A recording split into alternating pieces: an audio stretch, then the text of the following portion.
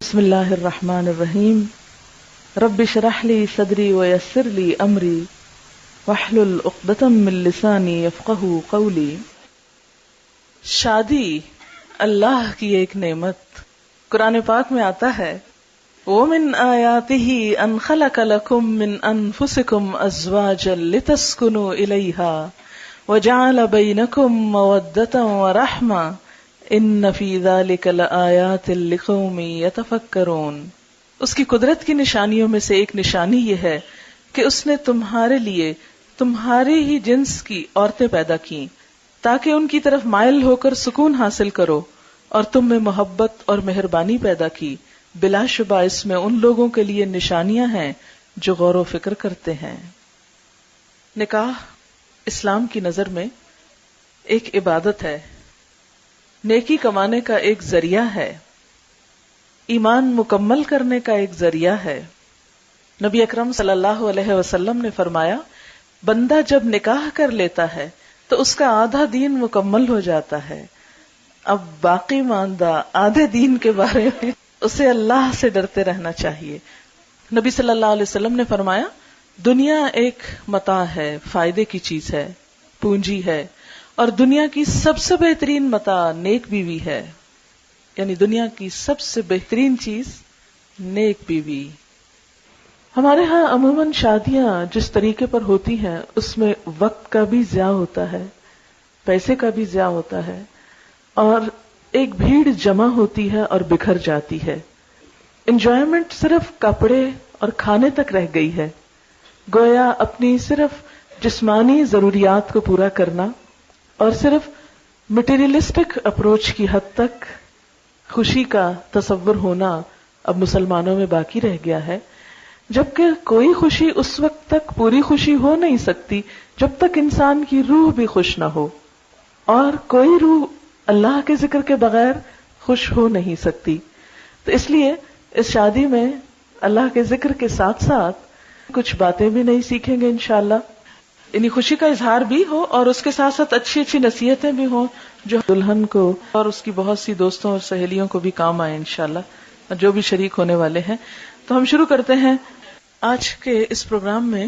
جو اہم حصہ ہے وہ یہ کہ جو لوگ اس تجربے سے گزر چکے ہیں، گزر رہے ہیں، اور انہوں نے اس زندگی میں ایک بہترین کامیابی حاصل کی ہے، یا جن چیزوں سے ان کی ازدواجی زندگی خوشگوار ہوئی ہے، میں چاہوں گی کہ وہ ہمارے ساتھ اس پروگرام میں شریک ہوں اور اپنے ذاتی تجربات کا ذکر کریں تاکہ دوسرے لوگوں کو فائدہ ہو اور ان کی زندگیاں بھی خوشگوار ہو جائیں۔ سب سے پہلے ایک بیٹی کے لیے سب سے زیادہ جو چیز دعاؤں کا اور دوسرے گھر میں مقام بنانے کا سبب بنتی ہے وہ خدمت ہے۔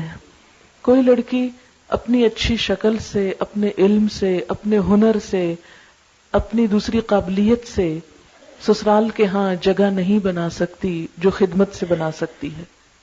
بہت سی بے ہنر لڑکیاں بھی جب اچھے جذبے کے ساتھ خدمت کا ارادہ کرتی ہیں اور کرتی ہیں اور قربانی کرتی ہیں تو بہت دعائیں بھی پاتی ہیں اور بہت خوشحال زندگی بھی۔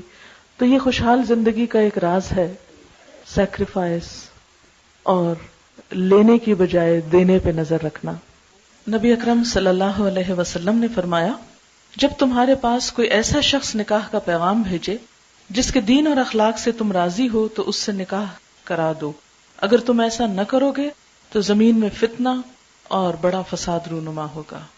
حضرت انس رضی اللہ تعالیٰ عنہ کہتے ہیں حضرت ابو طلحہ نے حضرت ام سلیم سے نکاح کیا اور مسلمان ہونا ان کے درمیان مہر قرار پایا۔ حضرت ام سلیم ابو طلحہ سے پہلے مسلمان ہو چکی تھی۔ ابو طلحہ نے ان کے پاس نکاح کا پیغام بھیجا۔ ام سلیم نے جواب میں کہا میں مسلمان ہو چکی ہوں، اگر تم بھی اسلام لے آؤ تو میں نکاح کے لیے راضی ہوں۔ ابو طلحہ نے اسلام قبول کر لیا اور یہی ان کے درمیان مہر تجویز ہوا۔ عموماً ہم ایسی ہی چھوٹی چھوٹی غلطیاں کرتے ہیں اور ہمیں خود بھی پتہ نہیں ہوتا کہ ہم کیا کر رہے ہیں۔